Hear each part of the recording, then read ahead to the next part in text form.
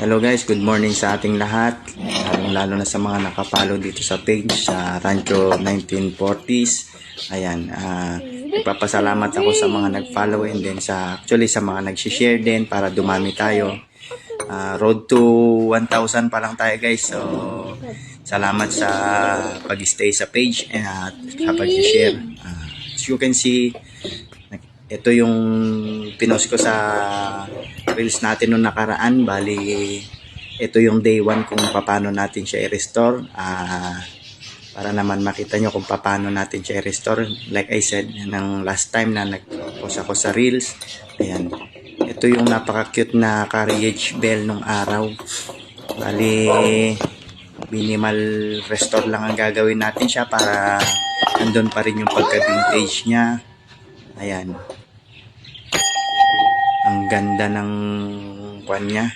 So, ano unang gagawin natin ay lalagyan natin siya ng WD-40.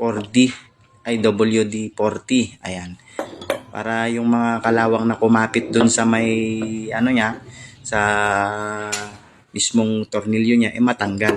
At the same time, meron tayong langis. Ayan. Para kapag okay na, nakakatulong din kasi ang langis guys para ma-loosen yung mahigpit na pagkakatornilyo niya, lalo na't kinain ng kalawang. At syempre, kailangan natin ng mga ganitong tools. Ayan. Para sa mga may hirap na ayan, vice grip, ayan. Ayan, katala. Ayan. Kailangan din natin yan. So, ipe-prepare na natin siya para makapag, ito, nandito na silang lahat. So, uumpisahan na natin ang pag-apply sa kanya. Yan, lalagyan natin ng mga tornilyo niya. Unang-una, lalagyan na natin ng WD-40. Baka naman, sponsor. Ayan, Ayan, sa loob niya, hindi muna natin lalagyan kasi wala pa akong idea kung paano yung loob niyan. So, dito muna tayo sa mga tornilyo niya. Lalagyan muna natin siya. Ayan. At saka, guys, ang paglalagay nga pala ng WD-40 hindi agad-agad yan. Magpapalipas muna tayo ng ng ilang minuto, 5 minutes, 10 minutes para mag-penetrate talaga dun sa loob niya yung WD-40. Ayan, lalagyan natin siya dito sa side para pumasok siya sa kaloob-looban niya.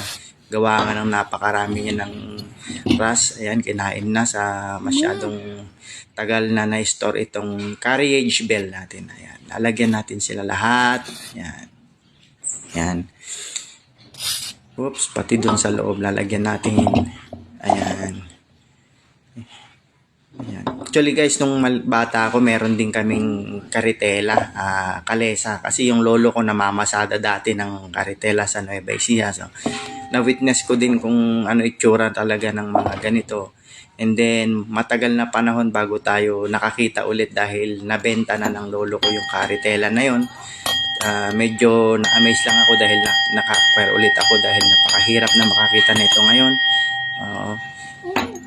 So, ang ginawa ko, kinuha ko talaga siya para maganda din siyang accent. Ayan. Umpisahan na natin.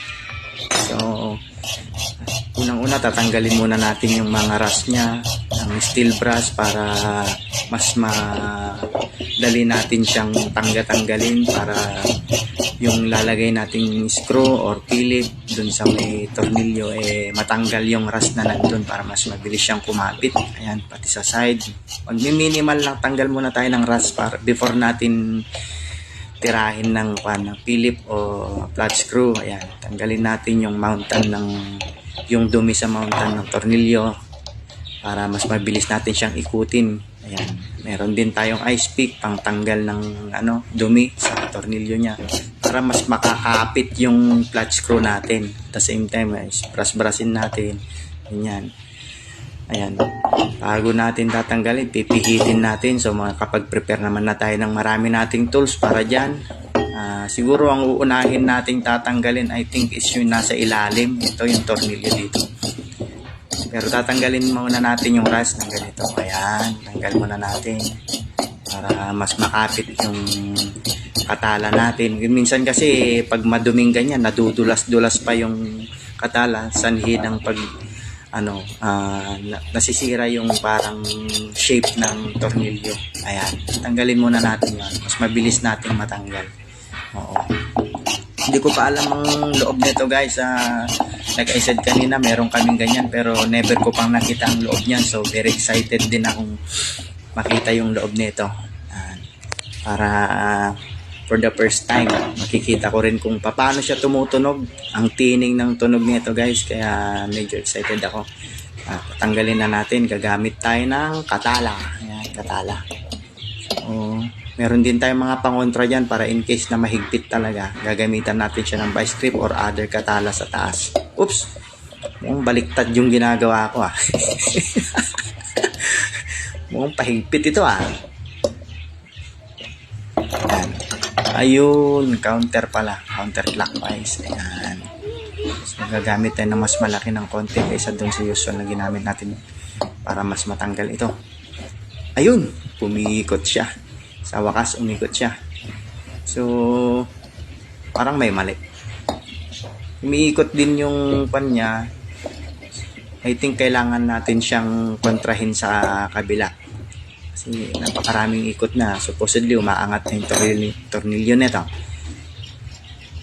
Ayun. Kailangan hawakan pala guys yung niya, yung pang ilalim niya na parang cover. Kasi parang naka-intact na siya. Ayan. Ayun. Ganun pala guys. Kailangan niya. Ito palang nandito. Ayan. At saka yan. Kailangan mo silang hawakan ng magkabila dahil gawa ng upper cover niya talagang wala siyang loose lang pala yun talaga. Doon tumutunog yata yung bell guys. Kaya ikot-ikutin natin ng konti. Ayan. Ayan moment of truth na natanggal na natin. So ayan. Natanggal na natin. So kailangan na natin siyang buksan. Moment of truth guys. Ayun. Ganito pala ang loob nito. Parang bell lang sa boxing. Ayan. Ganyan pala yung loob niyan guys. Buti na lang tinanggal natin siya at nagkakaroon tayo ng time para buksan. Gawa nga ng may kalawang na palusa. Ito pala yung pumipitik. Yung maliit na yan. So pag yung pinush mo pala yung parang knob niya, may maliit doon na parang bakal na tatama doon sa upper cover niya na which is yung loose kanina. Ayun. So ito, kailangan na natin siyang i-detach kasi ito yung mismong umpisahan na natin guys. Forward na natin para mabilis yung hindi masyado tayong maghaba ng video. Ayan, forward na natin. Ayun, natanggal na natin yung isa. And then kapag natapos natin to guys, hindi naman tayo nagmamadali as day 1 pa lang naman ngayon.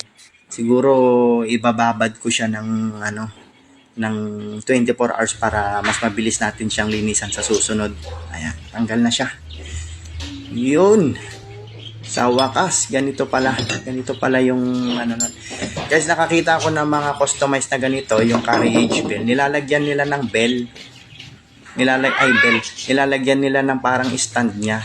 Itong dalawang clamp na to, nagko-customize sila ng another pie, papalaman dyan sa gitna, dyan. And then, gagamit tayo ng mas mahabang tornilyo para maipit yung kwan. At yung inipit natin na customized na kwan na yun, pwede nating dugtungan ng bakal as stand. O anong gusto nating gawin, pwede rin siyang doorbell ng bahay. Ayan, dyan siya nilalagay. So, soon sana magkaroon tayo ng time at gawin natin ulit yon. Ayan, ito na yung lower cover niya. So, naka-intact pala dyan ito. Kaya pala hindi umiikot kanina. Oo. So, iba yung tornilyo dun, yung grip sa taas, iba pa rin dito sa baba. Itong tornilyo sa baba, ito pala yung holder ng mismong mechanism niya dito sa loob.